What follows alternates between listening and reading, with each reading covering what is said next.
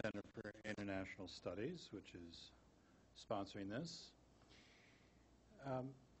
We will have about a 30-minute talk from Kai, and then we'll have an opportunity to have a conversation. But when you ask a question or make a comment, a brief comment,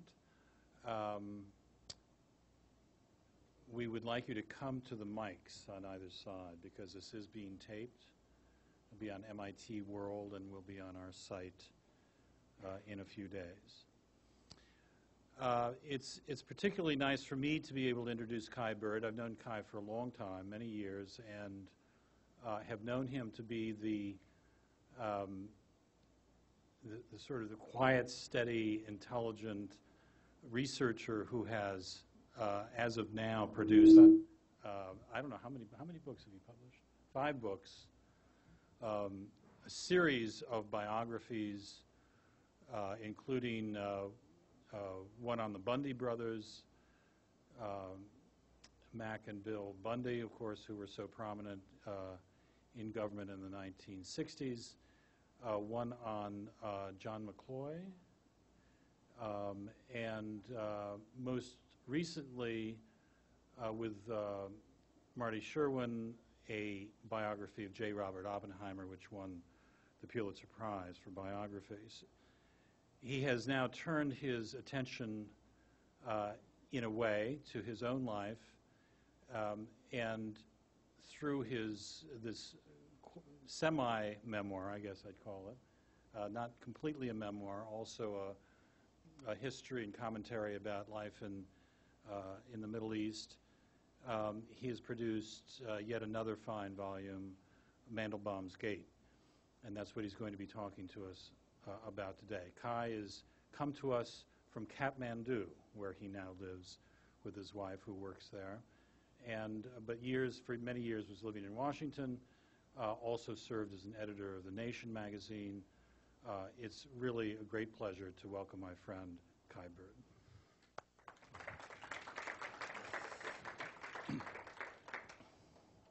Thank you, John. It's really a great pleasure to be here on your turf at the Center for International Studies. Let's see, where to begin? I grew up in the Middle East as the son of a Foreign Service officer. I was born in Oregon, but my father took me to Jerusalem when I was just 4 years old. And one of my earliest memories is actually of Mandelbaum Gate, of crossing this very bleak, even dreadful checkpoint in 1956. I shouldn't get too close to the mic, I guess. In 1956, when the city was very much a divided city between East Jerusalem, which was a largely Arab neighborhood, and the West. And there was no interaction between the Israelis or the Palestinians in the Jordanian then state. And there was only one checkpoint through which usually only diplomats were allowed to travel back and forth. So my father was assigned to the East Jerusalem consulate, and for some time I went to school, however, in West Jerusalem. So I had the rare privilege as a young boy of going back and forth and sort of seeing both sides. But it was a very bleak early childhood memory. Mandelbaum Gate there were rolls of barbed wire.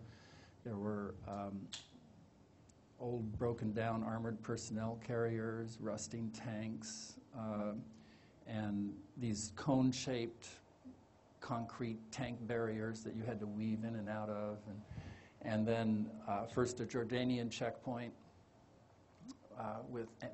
manned by Jordanian legionnaires with guns who would inspect the car. And then you'd approach the Israeli checkpoint, and the same thing would happen all over again. And I was keenly aware of these divisions, the borders. One day I was going through the checkpoint, and we had passed the Jordanian checkpoint, and we were approaching the Israelis. And I suddenly screamed out to my father, "Daddy, Daddy, stop the car!" And he turned around, and I was clutching at my T-shirt where I had a Palestinian friend had pinned on a button with an image of Gamal Abdel Nasser, the president of Egypt, a wildly popular Arab nationalist in East Jerusalem, but who was very much identified as the enemy by the Israelis. So even then, as a boy, I had this keen perception that the Israelis might not like me wearing a button, and I thought that identified me as an enemy, and I would be in big trouble. It's childly naive, but on another occasion, I was at the American colony where we first lived when we arrived in Jerusalem. The American colony is a place that was established at the turn of the century by not American missionaries, but American evangelicals who wanted to live in the Holy Land. And over the years, it gradually turned into a sort of a elite inn and watering hole for diplomats and journalists in Jerusalem to hang out. And I remember on one occasion we were sitting at dinner, and an American heiress announced who had been visiting the Holy Land and going to the holy sites and had become aware of this conflict. She announced at the dinner table that she was willing to give $1 million to anyone who could solve this Arab-Israeli conflict. And I immediately tugged my daddy's sleeve and I said, Daddy, we have to win this contest. and of course, no one's won the contest. The conflict goes on. I actually first got the notion to write this book, a blend of memoir and history, in the midst of the 1990-91 First Persian Gulf War. At that point, I had been a journalist, and I'd been working on a biography of John J. McCloy for a long time, but I had avoided writing about the Middle East. I'd done a little bit in my 20s, some reporting trips out there, and I'd written some articles, but I just, I realized that it was an emotional black hole, and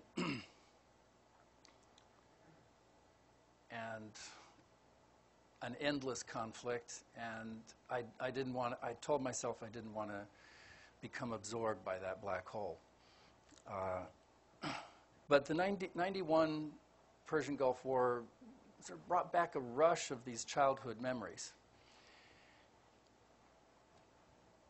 And so I should say one of the sort of, as a young man, one of the metaphorical crossing of Mandelbaum Gates that I did was that, having grown up as a child in Jordan and Beirut and Cairo and Saudi Arabia, and becoming very sympathetic to the Palestinian cause, I fell in love with a woman who was not only Jewish, but who was the only daughter of 2 Holocaust survivors. And this became for me sort of another metaphorical crossing of Mandelbaum Gate. It gave me another window into the other side, into the psychic and the trauma of the Shoah, the Holocaust, as I gradually got to know the story of my in-laws and how they survived the war. My mother-in-law as a spy for the Italian resistance, working as a secretary in the German army headquarters in Rome, though she was Jewish, and she had been picked up by the Italian resistance and given a new identity and inserted into this very dangerous job. And Susan, my wife's father, was interned by the fascist Italian government in a concentration camp in southern Italy, where he survived the war. So in coming back to the Persian Gulf War, I had all these memories, and this Jewish wife, and Israel was being bombarded by these Scud missiles, and they were having to wear tear gas masks, And I thought back to, well, I sat down and I wrote an op-ed. First time I'd written about the Middle East in a long time. I wrote an op-ed that I got published in the Washington Post that sort of touched on some of these childhood memories of Mandelbaum Gate, of my childhood friend in East Jerusalem who was my age and who was whose mother was a German Jew who had immigrated to Palestine in the 1930s and then had fallen in love with a Muslim Palestinian. So my friend Danny had a foot in both worlds. And he still lives in Jerusalem, and he still has a foot in both worlds, but he identifies himself as a secular Palestinian. He refuses to take Israeli citizenship. But he buried his mother in an Orthodox cemetery in Jerusalem when she died, with all the rituals. It's a complicated place. Anyway, I wrote about my early childhood in Jerusalem, and I also wrote about my wife's Holocaust survival story. And my wife at the time turned to me and she said, "Oh, Kai, that's the best piece of writing you've ever done. You should stop writing these boring history books and biographies and write about yourself in the Middle East." Well, I didn't. She's a very strongly opinionated woman and highly intelligent, and I respect her, but I knew I wasn't ready, and I ignored her advice, and I went on to spend years writing about the Bundy brothers and came up here to Cambridge to interview all their friends and relatives, and it took 7 years to write that book, and then I joined my friend Marty Sherwin on completing his, what turned into be a 25-year project on Oppenheimer. I only spent 5 years on it, and excuse me, after Oppenheimer came out in 2005, I thought maybe it was time to try to do this, and I took my father back in the spring of 2007 to revisit the Middle East for the first time. He got me into Saudi Arabia, which as a journalist and historian I never would have gotten a visa without his contacts, but he'd spent years in Arabia and knew the foreign minister and could get a visa for us.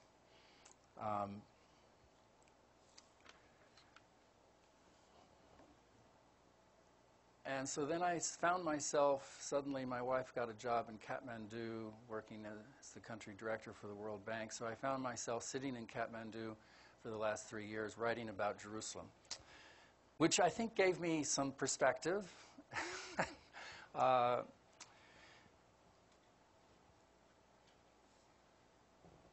And it also allowed me the chance to sort of not only write a memoir about my childhood memories, and I wrote about my parents through their correspondence. The book is filled with quotations from their letters. My mother would send weekly, bi-weekly letters typed back to her parents and friends in America in 1956 to 58 when we were in Jerusalem, and she kept the carbon copies. So there are these wonderful descriptions of sometimes my reactions to what's going on around us, to the nightly gunfire that we often heard because we were living right along no man's land.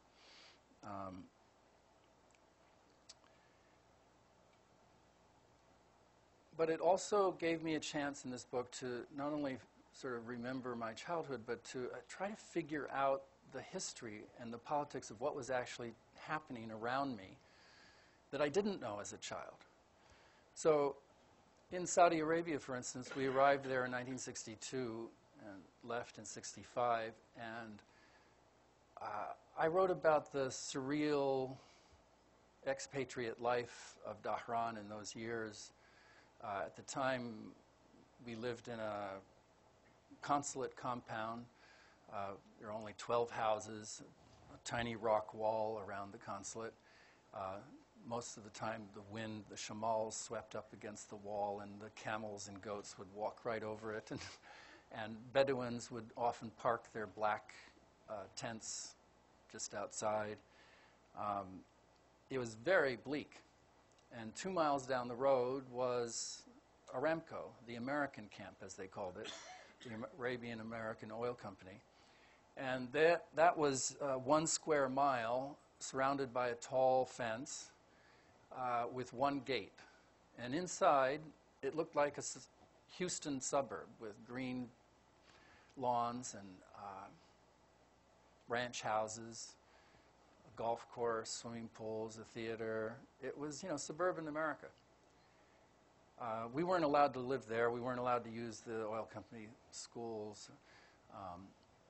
But Aramco ran Arabia. It was pumping out all this oil, and the money was being used to engage in this rapid modernization. They were going from the 17th century to the 20th century in 1 generation.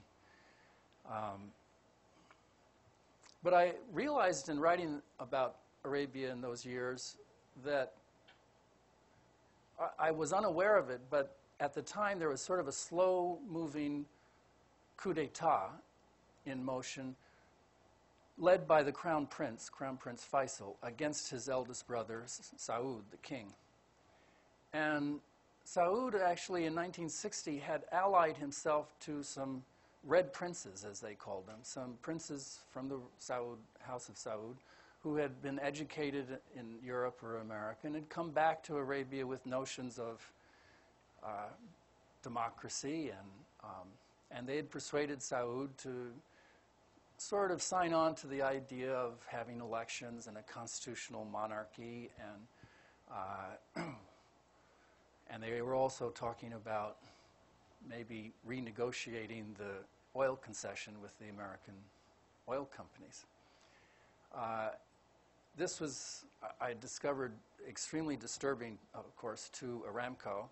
And Aramco persuaded the U.S. government to back Crown Prince Faisal in his maneuverings against the King Saud.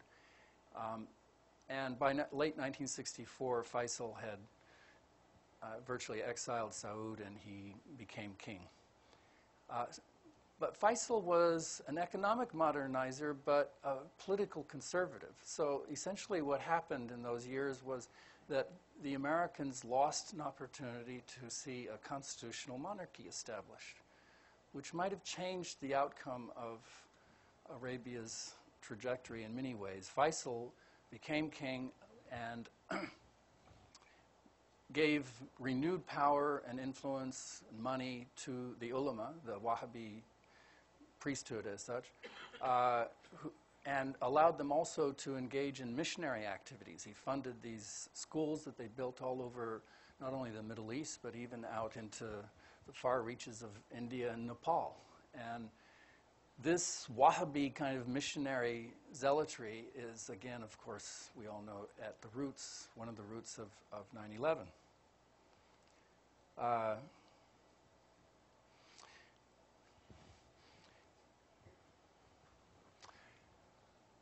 I confess at one point in the book to feeling sort of like Leonard Zelig in Woody Allen's movie. I just happened to sort of pop up here and there at all the right or wrong moments to witness these events. In 1965, we were posted to Cairo, and this is a great place for a teenager to grow up. My dear friend Jeff Parker was my classmate. He's sitting here in the audience. We lived in Maadi, and I now discovered, I didn't realize it then, but Maadi was built by some Jewish Egyptian developers at the turn of the century. And they built this suburb south of Cairo on the river. And it was broad streets and lots of trees and gardens around every house. And up until the 1950s, about half the population of Maadi was Jewish. And they considered themselves to be Egyptians. And one of our neighbors, I suddenly realized, was the man we now know as Dr. Ayman Zawahiri, who is Al-Qaeda's number 2. And he came from a middle-class family in Mahdi. His father was a doctor, and he became a doctor. He's my age, and he went to the Mahdi Sports Club to watch Hollywood movies on the big outdoor screen, and so did I. And we must have, I didn't ever meet this boy, but we must have passed each other on bicycles in Mahdi. But his story, the trajectory that he took, of course, occurred in part because of what's now known in the Middle East as the Nakba. You know, there's the Nakba of 1948, the great disaster of the creation of Israel from the point of view of the Arabs. And there's the Nakba, what they call the setback, the great setback of the June 67 war. Well, Jeff and I and our fathers were witnesses to the lead-up to that war. And again, as a child, I have these memories of what happened and then being evacuated on the eve of the war. But as an historian, I have tried to go back and figure out what exactly happened. Jeff's father, actually, who also was the political officer at the time, later, many years later, wrote a book about this, the origins of the 67 war, called The Politics of Miscalculation. And it's a terrific book, and I, in essence, sort of summarize it in my chapter on Egypt and explain in, how this was actually a war of choice, an accidental war, a war that didn't have to happen. I remember as a boy reading Barbara Tuchman's wonderful book, The Guns of August. And the June 67 war reminds me very much of how the great powers of Europe in August of 1914 stumbled into this war. Well, the same thing happened in June 67. I won't go into it, but the consequences of that war were horrendous. They planted the seeds of all sorts of destruction and chaos in the Middle East.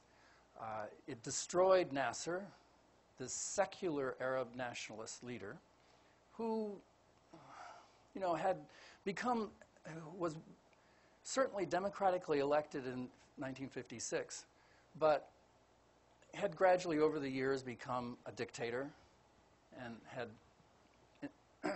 instituted a sort of clumsy police state. But he was nevertheless, even in 1967, wildly popular in the streets. He would have won a fair election without a doubt. I remember as a child, as a teenager, listening to his speeches, and even though my Arabic was not anywhere near good enough to understand much, he was mesmerizing. The cadence of his Arabic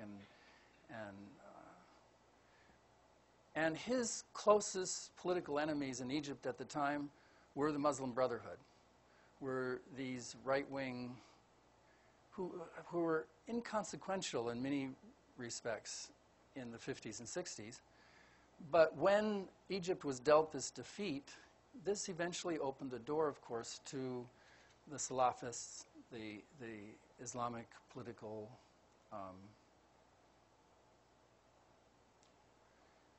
movement that again gave us 9/11.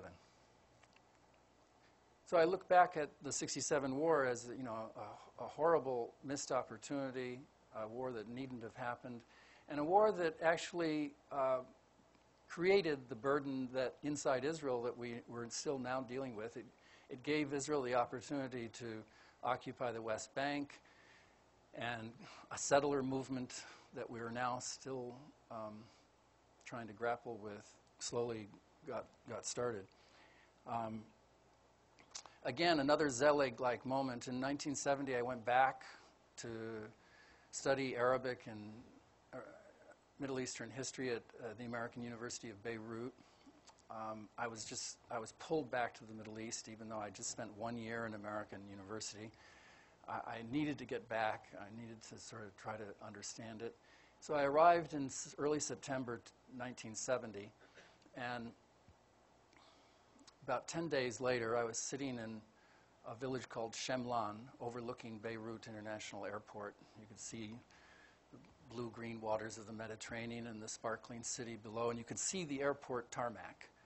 And we were listening to BBC radio, shortwave radio, and suddenly the announcer reported that 4 airplanes had been hijacked in the skies over the Middle East.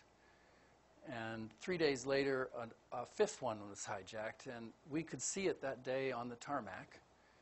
And it was refueled, and a couple of Palestinian guerrillas from the Popular Front for the Liberation of Palestine boarded it, and then it flew off. And a short time later, I got a phone call from the American Embassy informing me that Joy Riggs, my high school sweetheart, had been trying to pay me a surprise visit in Beirut, and she was on that plane.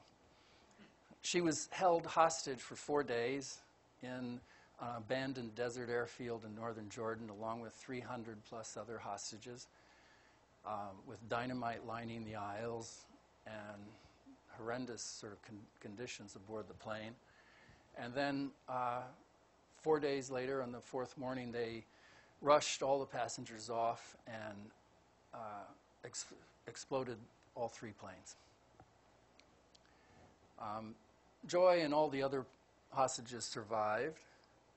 The only person killed in this, the Black September hijackings, as they're known, was actually a UCLA graduate and Fulbright fellow, an American who had Nicaraguan ancestry and had joined the Sandinista guerrilla movement and gone to Jordan to show his solidarity with the Palestinian movement. So I tell his story. I tell the story of one of the hijackers, Layla Khaled, to try to explain what drove her to do to hijack not only 1 plane, but 2. She did this twice. And in order to do it the 2nd time, she had plastic surgery on her face to alter her appearance.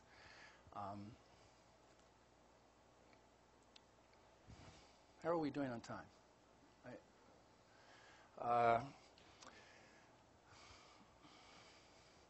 This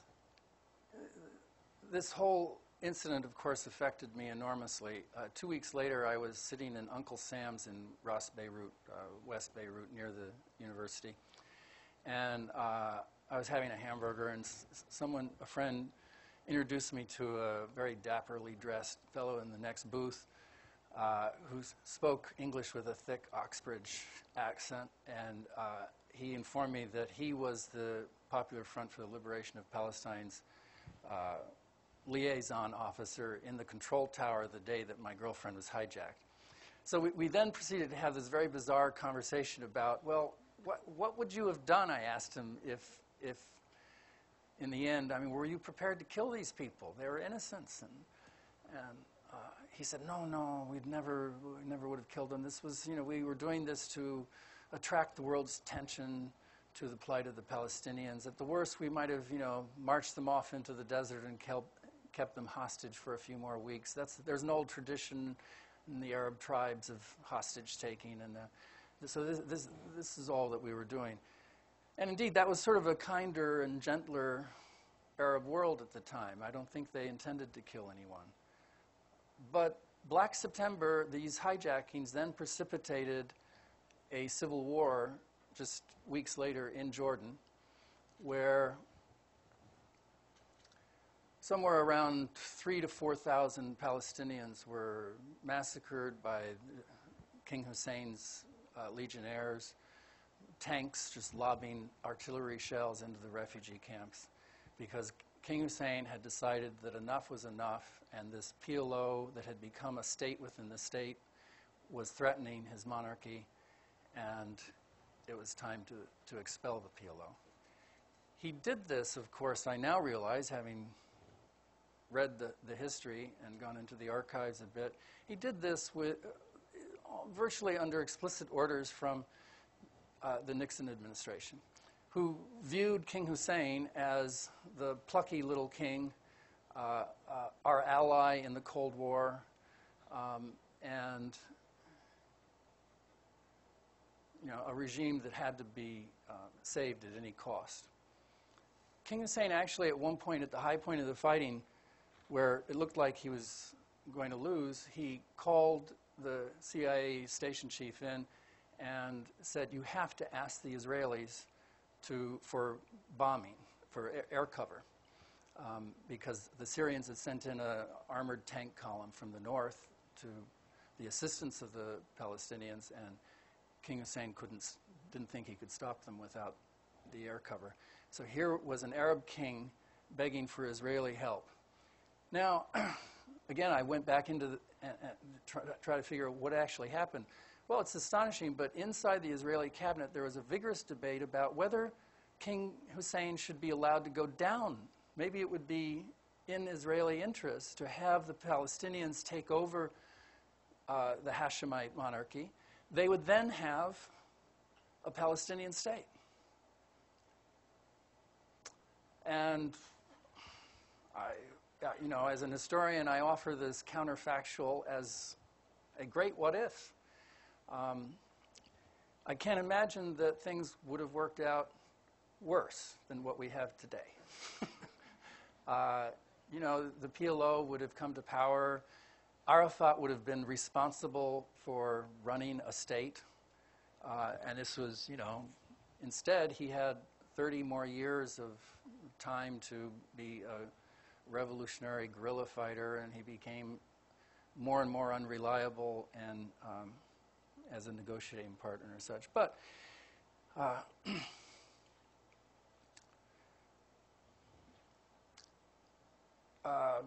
want to try to leave time for lots of questions, but towards the end of the book, I tell in detail the story of meeting my wife and slowly understanding her parents and trying to figure out what her parents, as Holocaust survivors, not surprisingly, never told her.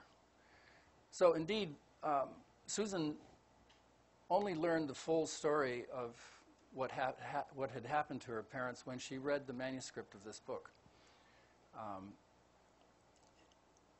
Her mother, on Kristallnacht in Graz in Austria, her father was beaten nearly to death and dumped into a river. He managed to survive, but the Nazi party delegated a party member, to take over his property and villa. He had a nice leather business, and he was actually quite a wealthy man, had a chauffeured limousine and a villa, and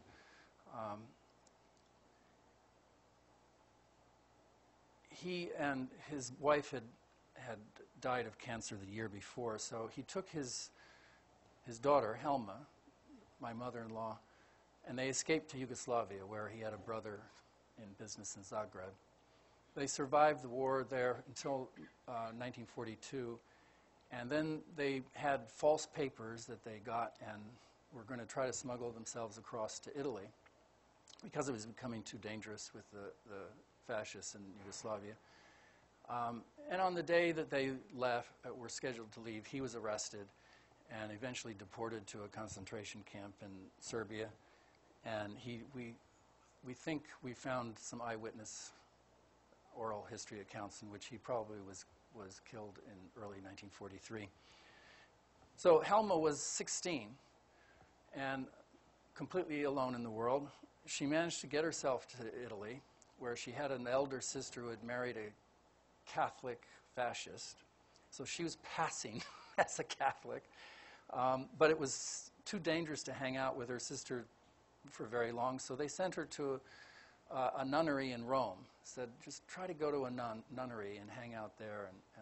Well, she arrived in Rome in September 1943, the very week in which the Germans reoccupied Rome and put Mussolini back in power, and they went on a rampage literally searching for Jews to pick up and put in and ship to Auschwitz.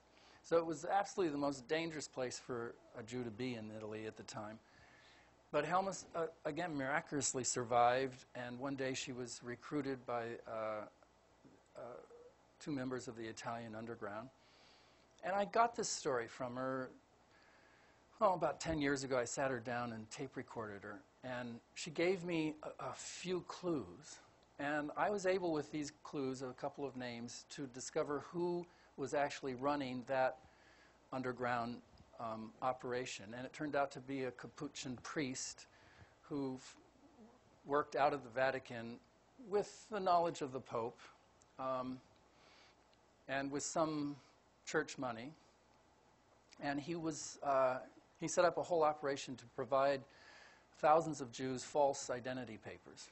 And so this is why they needed Helma, to go into the German army headquarters and pose as a German national and steal blank ID cards. It was very low-level spying, but it was extremely important and very dangerous.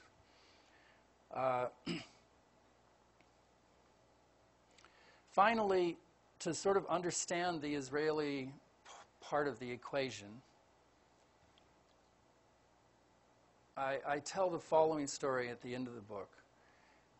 As a journalist, working for The Nation magazine, my boss, Victor Navasky, in 1978, allowed me to do a reporting trip right after the first Israeli invasion of Lebanon.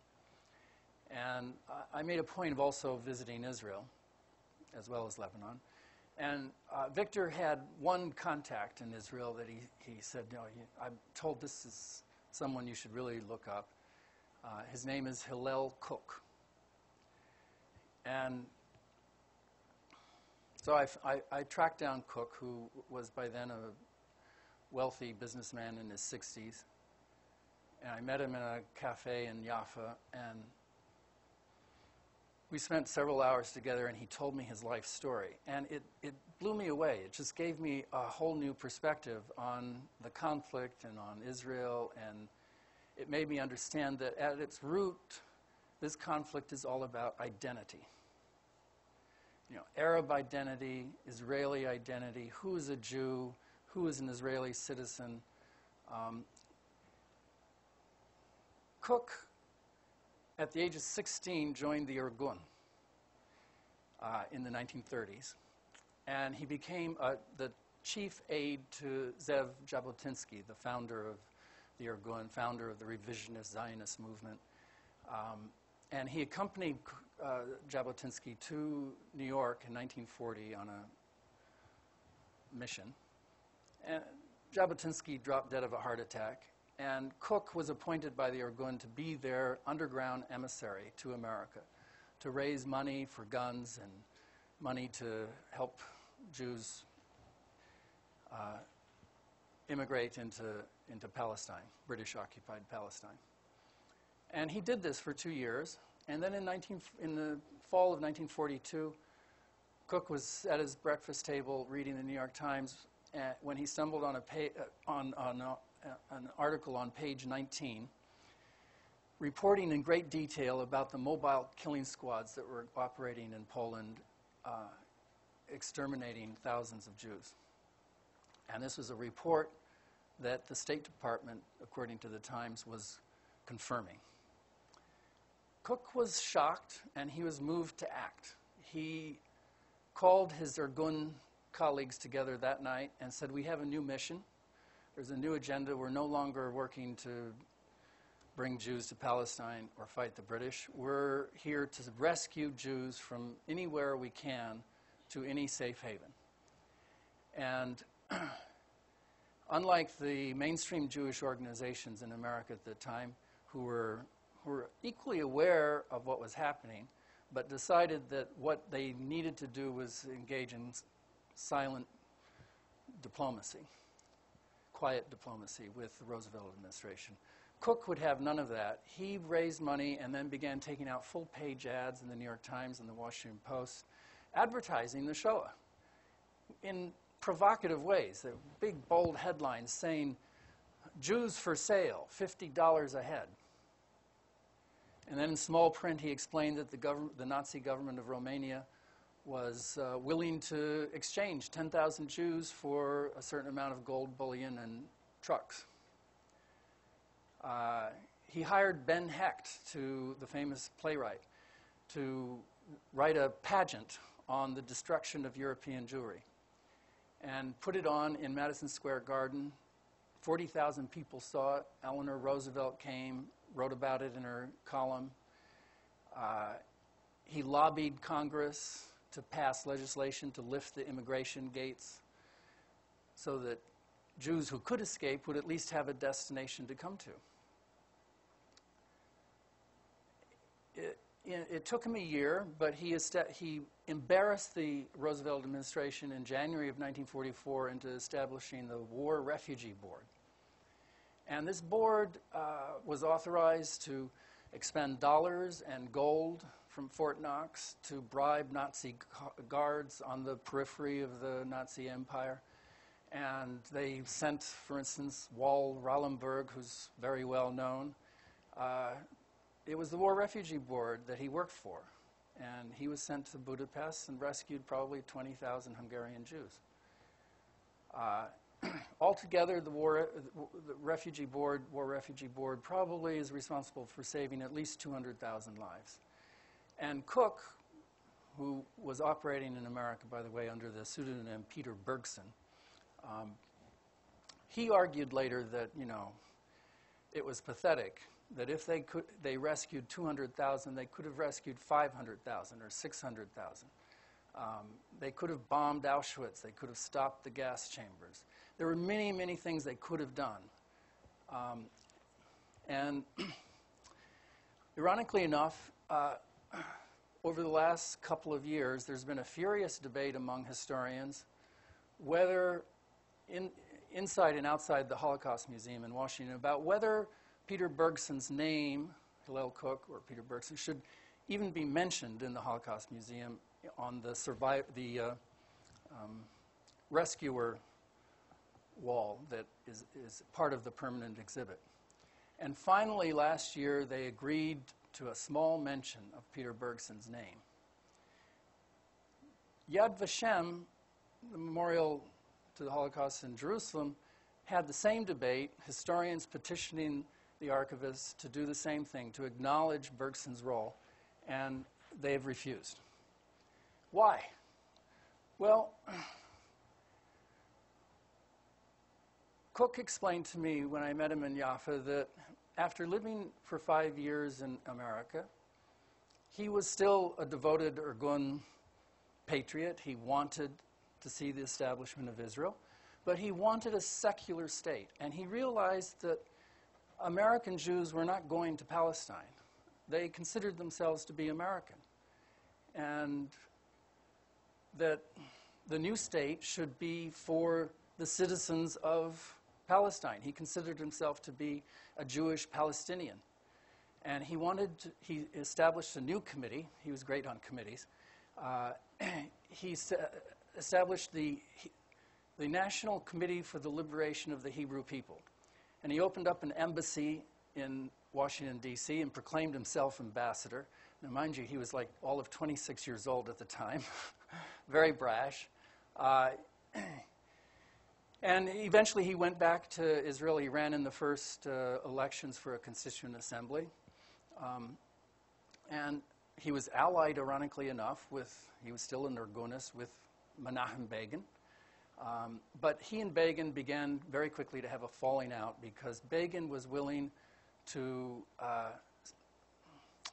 deal in the notion of a Jewish state, while Cook insisted that the state should be strictly secular and a strict division between synagogue and state, and that it should be defined by its language, that everyone in the state who was there should be a full equal citizen. He hoped that it would be, drenched in Jewish culture, and that it would become a modern 20th century secular state. Now, on the very first day of the meeting of the Constituent Assembly, to which he was a member, Ben-Gurion, the leader of the Labor Party, rose up and offered a motion to turn the Constituent Assembly into a Knesset, a parliament, and to forget about writing the Constitution. This is what happened, and to this day, Israel still doesn't have a constitution because of these difficult issues that they have postponed, sidestepped. I should, so I make the argument at the end of the book that identity is very important, and that this notion of a Hebrew republic is a way out. It's what Israel is becoming, actually, at least the Israel that's along the Mediterranean and in Tel Aviv, which is very secular. It's not the Israel of Jerusalem, which is becoming more and more ultra-Orthodox and nationalist Orthodox. And it's not the Israel of the settlers. But they're actually a minority. And the Hebrew Republic of Tel Aviv is a vibrant, very Jewish place, very Hebrew place, intellectual, creative, inventive, high-tech. And it's the future. Economically and politically, it's the future. And this is, a Hebrew Republic is actually, I would argue, an Israel that can make a real peace, not a cold peace, with its neighbors. But a ultra-Orthodox Israel drenched in Jewishness and drenched in the Shoah it's going to be almost impossible to come to a real peace with its neighbors. And there's no room at all for its non-Jewish citizens. Today in Israel, 25% of all first graders are growing up in either ultra-Orthodox or nationalist Orthodox families, and 25% are Christian or Muslim Palestinians. So the demographics are like just, we're headed for a train wreck. Finally, people ask me, is there any hope? And, well, it looks pretty bleak. I don't see anything happening around the corner. But, everyone who looks at the issues understands what will happen, what should happen. And my childhood friend, Starr, who lived in Sheikh Jarrah, where I lived as a boy, whose father was a defense minister in the Hashemite kingdom at one point. Sari is a very well-educated philosopher who's now head of Al-Quds University in East Jerusalem.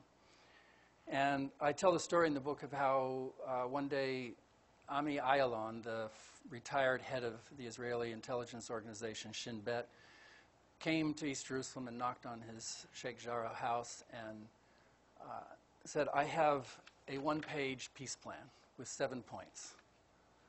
Sorry, will you sign it? And after some give and take and a little light editing, Sari signed this document. And 250,000 Israelis have signed this citizens' initiative, and a slightly fewer number of Palestinians in the West Bank have signed it. And it's clear. There will be 2 states. The green line will be the border, with a 1-to-1 exchange of land where it seems for practical necessities there needs to be an adjustment. And Jerusalem will be a shared capital, East Jerusalem being the capital of the Palestinian state and West Jerusalem being the capital of the Israeli state. And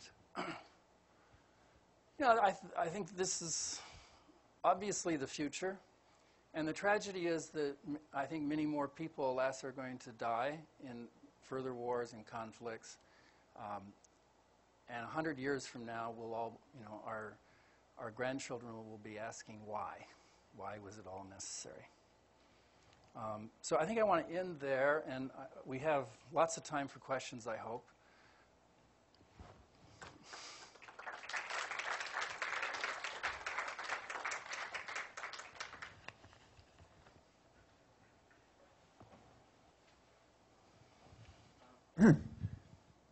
Speaking of identity, you put a very positive spin on Ergun, but they were also engaged in many terrorist activities in Mandate, Palestine. The same with the Salafi. You seem to just blur the distinction between the various strands. You say that 9/11 came out of that and Al-Qaeda. To a certain extent they did, but they're not directly associated with the Muslim Brotherhood. The Muslim Brotherhood is part of the government in Egypt. They control they have 20% of the seats in the People's Assembly. Same with Hezbollah in Lebanon. And Hamas is the democratically elected government of Palestine. So we have to be careful to make distinctions here, don't we? So that we're not smearing and tarring everybody with the same brush, or that we're exculpating others that have committed even worse atrocities in the past the same way because of these various associations which are not firmly linked and even aren't interconnected, but tend to create a false impression in people's minds and stand in the way of peace talks. If Hamas aren't invited into the negotiations, there isn't simply going to be any immediate solution to it. And the same with the Muslim Brotherhood. They're actually opposing the authoritarian government in Egypt. Right. And the same is true in Tunisia and to a certain extent in Algeria.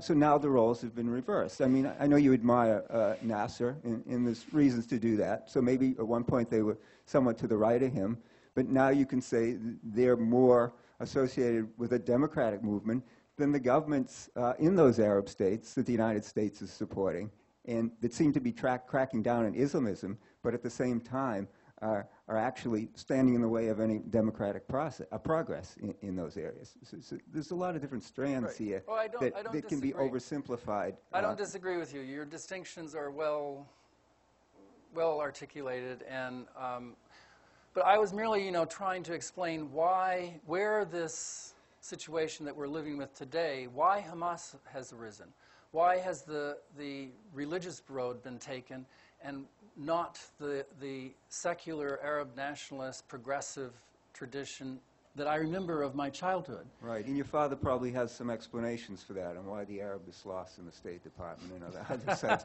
Right. Yeah.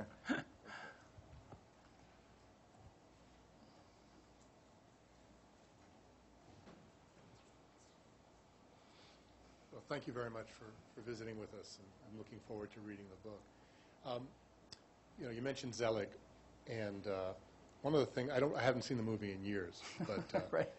what I do remember of the movie was that he observed, but he didn't participate. He didn't have ears in a way Right. that you had ears. And I guess I'd like to ask you a little bit to tell us a little bit more about what you heard, in particular what you heard over time during the construction of the nationalist myths, both the Israeli nationalist myth and the Palestinian nationalist myth. And if you go back and you told us a bit more about the former than the latter, that what I'm trying to get at is a sense from you as to what the biggest lie is that each of the individual nationalist myth makers tell themselves. Is there a particularly destructive lie that the Israelis tell themselves about their nation? Is there a particularly destructive lie that the Palestinians tell themselves about their nation? Okay.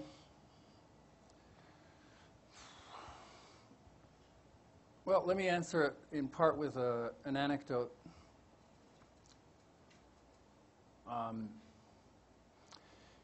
At one point, my mother-in-law, Helma, took my future wife, Susan, when she was 12 years old, back to Graz.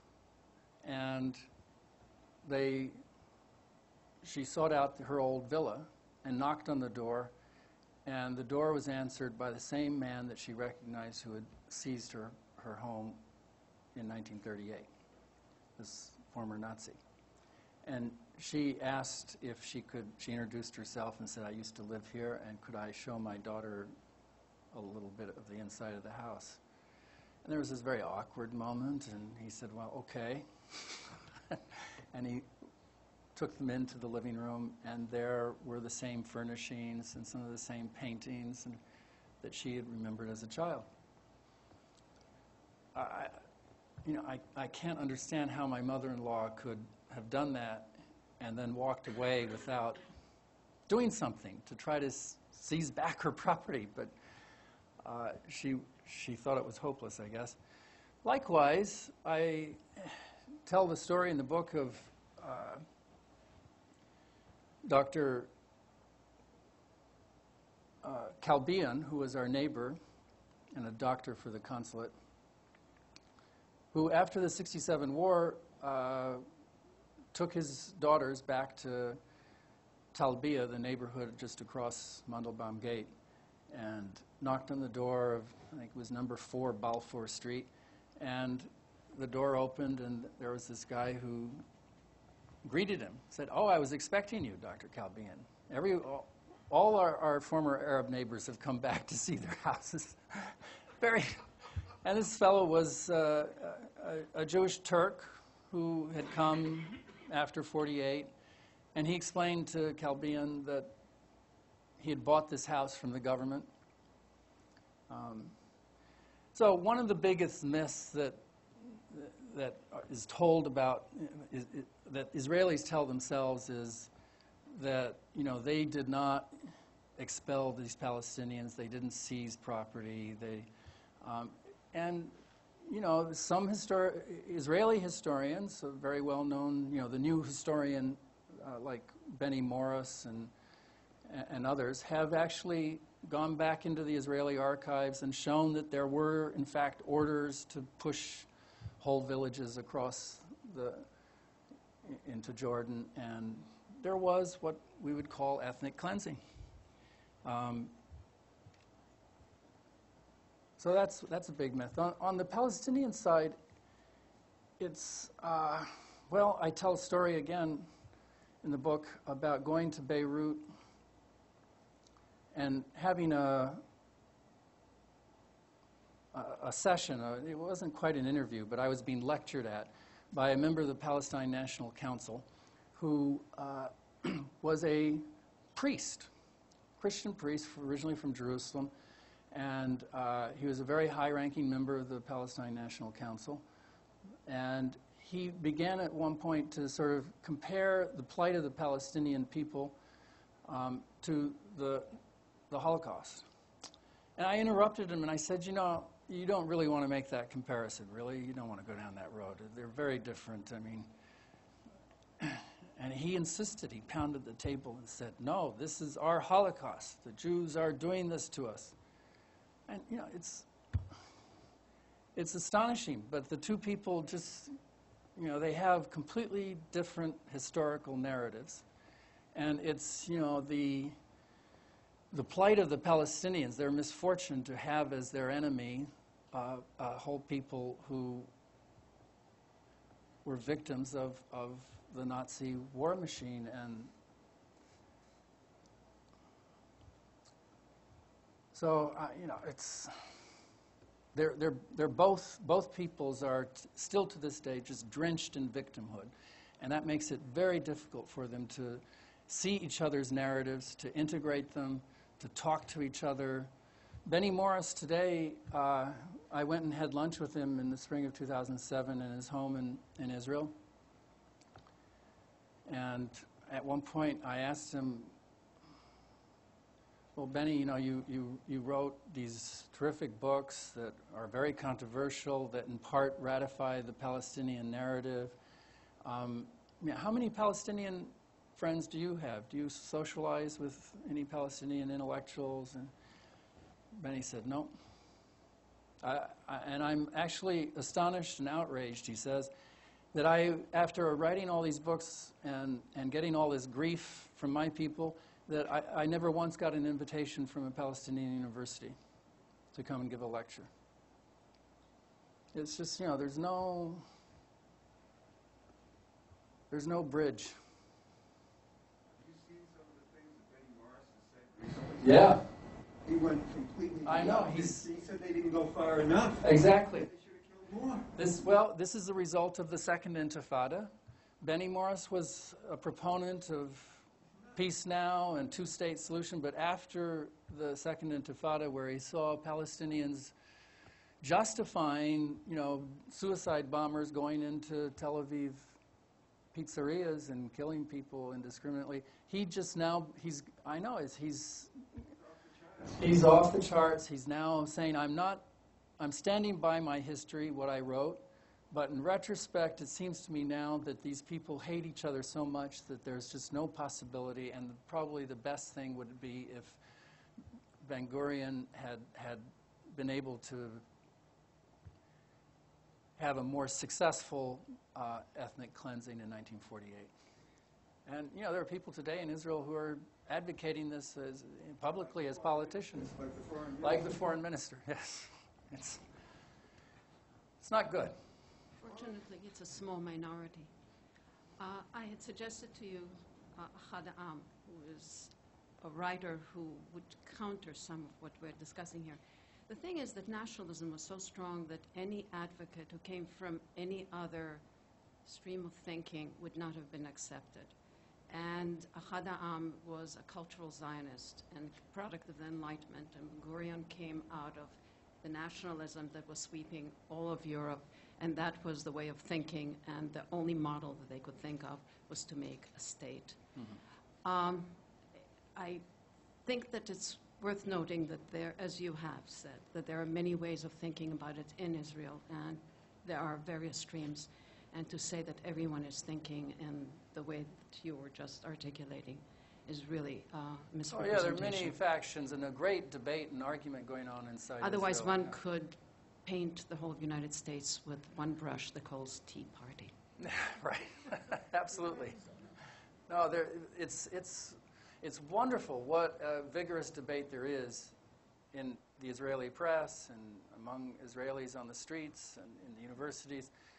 But it's also depressing that Benny Morris, people, you know, an intellectual like Benny Morris after 2002, 2003, is so depressed about what has happened. And in fact, the Israeli left and the Peace Now movement has been, you know, greatly weakened in the last 7, 8 years. And this is why, of course, I think we have Bibi Netanyahu elected for the second time as prime minister. Yes? Thank you for your talk. You'd mentioned several times that our government, the U.S. government, intervened in ways which turned out to be bad in the long term. And it's not just true for the Middle East, but also like in Afghanistan. So I'm wondering, what steps should the U.S. government take in the future? Like, should it try to intervene in the Arab-Palestinian conflict, or do you think it'd be better if the U.S. just steps back and let the Arabs and Israelis, you know, deal amongst themselves? $1 million, all right. Well, it's very tough. It's very complicated. I'm generally speaking a non-interventionist. I think America, by and large, should try to concentrate on things American. We have a lot of problems at home.